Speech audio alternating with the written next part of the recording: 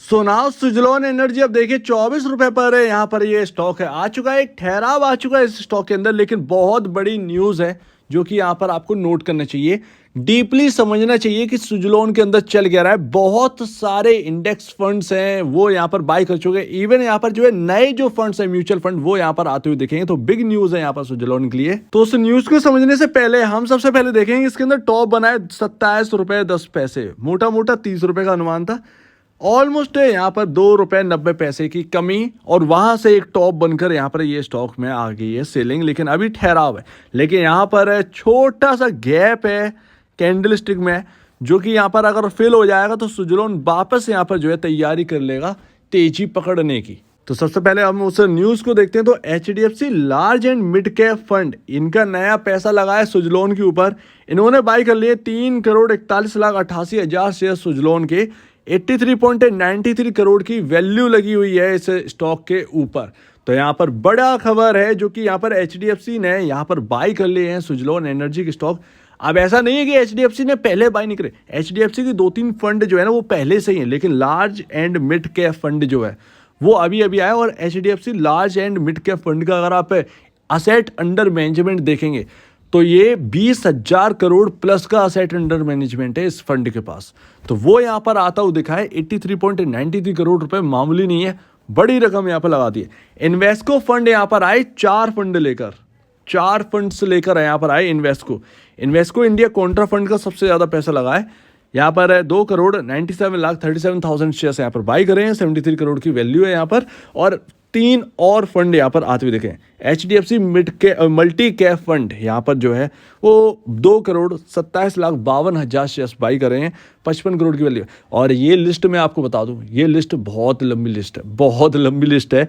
अगर आप देखेंगे यहाँ पर कई म्यूचुअल फंड का पैसा जो है ना वो 100 टाइम रिटर्न दे रहा है। ये समझिए, ये इस कदर आ चुका। मतलब उस वक्त कोई खरीदने के लिए तैयार नहीं था और लग भी नहीं रहा था सुजलोन के हाल सुधरेंगे। लेकिन सडनली देखिए सालों साल का काम जो है वो कुछ महीनों में ही करके दिखा दिया कंपनी ने, और उसका ही नतीजा ये म्यूचुअल फंड की एंट्री।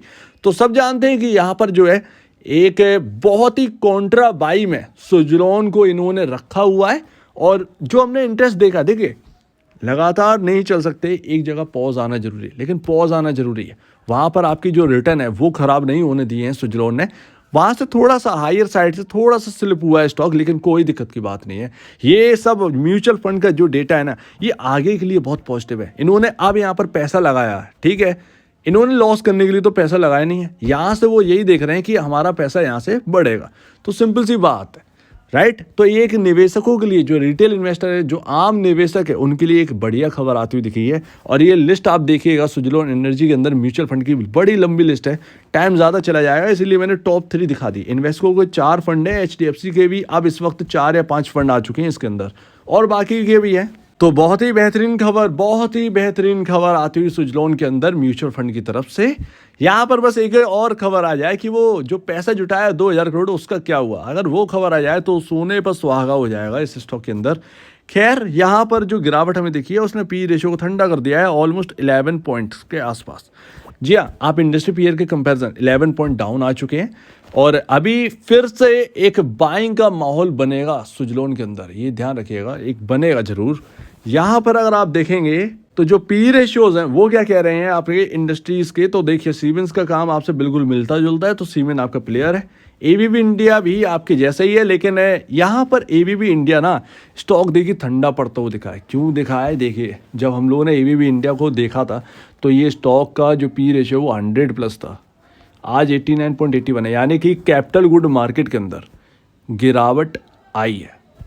इससे हमें ये समझ में आता है कि कैपिटल गुड मार्केट के अंदर थोड़ी सी गिरावट आई है, थोड़ा सा हल्कापन हुआ है।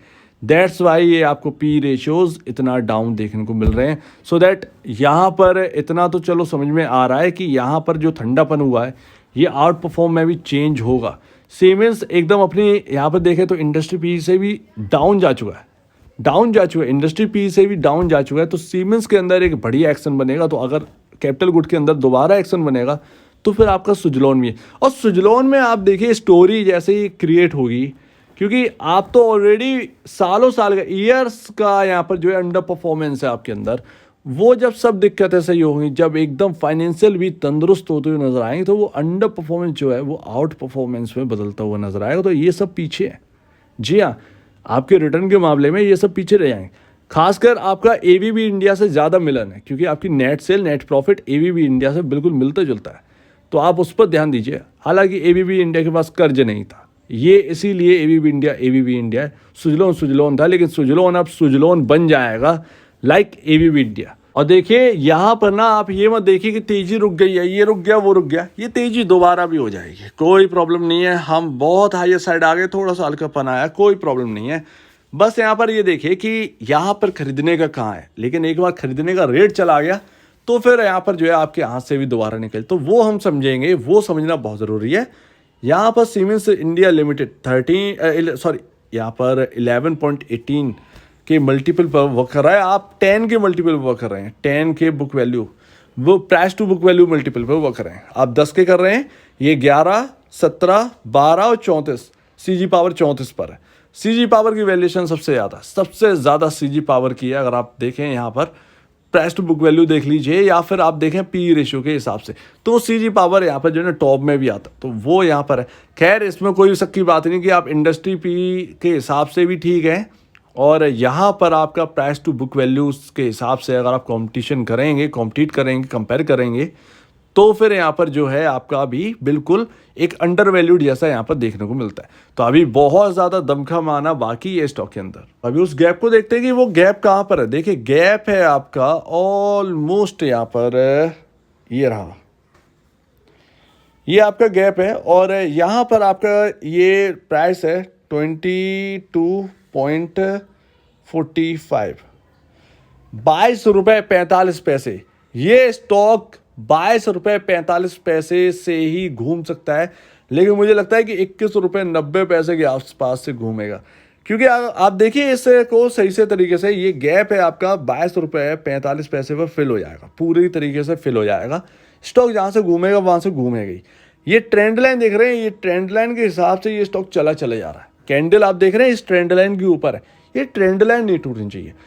पॉसिबल है कि 22 रुपये 45 पैसे अगर आए तो एक बार ट्रेंड लाइन पर सपोर्ट लेकर ये घूमे, अगर नहीं आएगा तो नहीं आएगा, कोई दिक्कत की बात नहीं है। और 22 रुपये 45 पैसे में 21 रुपये 90 पैसे में कितना डिफरेंस आ जाएगा, तो वो यहाँ पर आ जाता है सिर्फ और सिर्फ 55 पैसे का।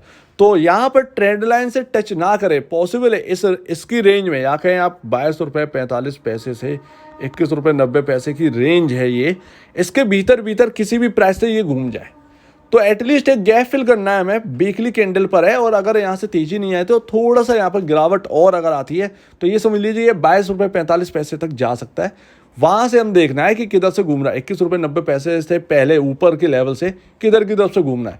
21 रुपये 90 पैसे आपका ट्रेंड लाइन का लेवल, वो वहाँ पर टच करेगा ट्रेंड लाइन पर, तो वो बहुत इंपॉर्टेंट है। ट्रेंड लाइन नहीं टूटनी चाहिए, सिंपल है, ये बहुत इंपॉर्टेंट है। जो ट्रेंड लाइन बनती हुई आ रही है वो ट्रेंड लाइन ब्रीच नहीं होना चाहिए, अदरवाइज गिरावट बढ़ जाएगी 10% की, ऑलमोस्ट 10% की गिरावट हो सकती है वहां से। 21 रुपये 90 पैसे अगर ये ट्रेंड लाइन टूट गई और नीचे चलने लगा स्टॉक, वो 10-15% उड़ जाएगा स्टॉक का रिटर्न। तो यहाँ पर आप देखेंगे कौन सा इंपॉर्टेंट लेवल है, ये वही गैप की बात कर रहा हूँ, ये गैप है। अब आप देखिए कहाँ पर इंपॉर्टेंट लेवल है, ये है आपका ऑलमोस्ट यहाँ पर है 19 रुपये 80 पैसे, 19 रुपये 80 पैसे इस स्टॉक के अंदर एक इंपॉर्टेंट लेवल है। इसी लेवल से तेजी आई है। एक्चुअल में 20 रुपये 80 पैसे है, लेकिन वो 20 रुपये 80 पैसे की जगह 19 रुपये 80 पैसे लेकर चलेंगे, क्योंकि मैं हमेशा एक सेफ्टी पर्पज़ लेके चलता हूँ।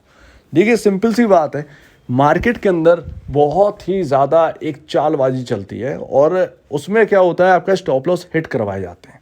एक इंपॉर्टेंट लेवल सबको पता चल जाता है। अब किसी स्टॉक के अंदर अगर इंपॉर्टेंट लेवल 100 है, तो जो मार्केट के अंदर हैं उस स्टॉक के अंदर ट्रेड कर रहे हैं कुछ बड़े लोग हैं, तो वो क्या करेंगे, वो स्टॉप लॉस हिट करवाने की कोशिश करेंगे। तो 100 रुपये तक ले जाने की कोशिश करेंगे, 100 रुपये पर आपका स्टॉप लॉस हिट करवा कर वहीं से घुमा देंगे स्टॉक, या फिर वहीं पर कंसोलिडेट करेगा 99.90, 99.80, और आपको लगेगा कि अरे यार ये लेवल तो टूट गया। तो ये चालबाजी करने की कोशिश करते हैं मार्केट के अंदर। मार्केट है, सब कुछ यहाँ पर जो है चलता है, बहुत सारी स्ट्रेटजीज के साथ मार्केट के अंदर काम किया जाता है। तो उसी चीज़ से बचने के लिए एक सेफ्टी पर्पज़ 1980 बस सिंपल है। तो वो बहुत ही इंपॉर्टेंट लेवल रहेगा मेरे लिए। तो 1980 इंपॉर्टेंट रहने वाला है। तो 2080 इंपॉर्टेंट है, लेकिन मैं 1980 लेके चलूँगा। सो उम्मीद है आप इस बात को समझेंगे। आप भी थोड़ा सा इसके चार्ट पर देखिए, अपने एडवाइज़र जो हैं या ब्रोकर हैं, क्योंकि एडवाइज़र किसी का होता नहीं है ज़्यादातर, ब्रोकर जो हैं, ब्रोकर से बात करिए। अगर आपका कोई है तो थोड़ा सा पूछ लिया करिए। लेकिन एक और बात, जब ये 27 रुपये का लेवल टूटेगा तभी इस स्टॉक के अंदर एक और रियलिस्टिक तेजी बनेगी। उससे पहले आप ये समझिएगा कि वो तेजी नहीं है, वो एक फीलिंग है, वो आपका रिटर्न वापस जो है ना वो बन रहा है। 27 के ऊपर, 27.10 के ऊपर ही तेजी बनेगी। सो आपका क्या कहना है इसके ऊपर कमेंट सेक्शन में कहिएगा। और अब वीडियो देखने के लिए बहुत धन्यवाद दोस्तों।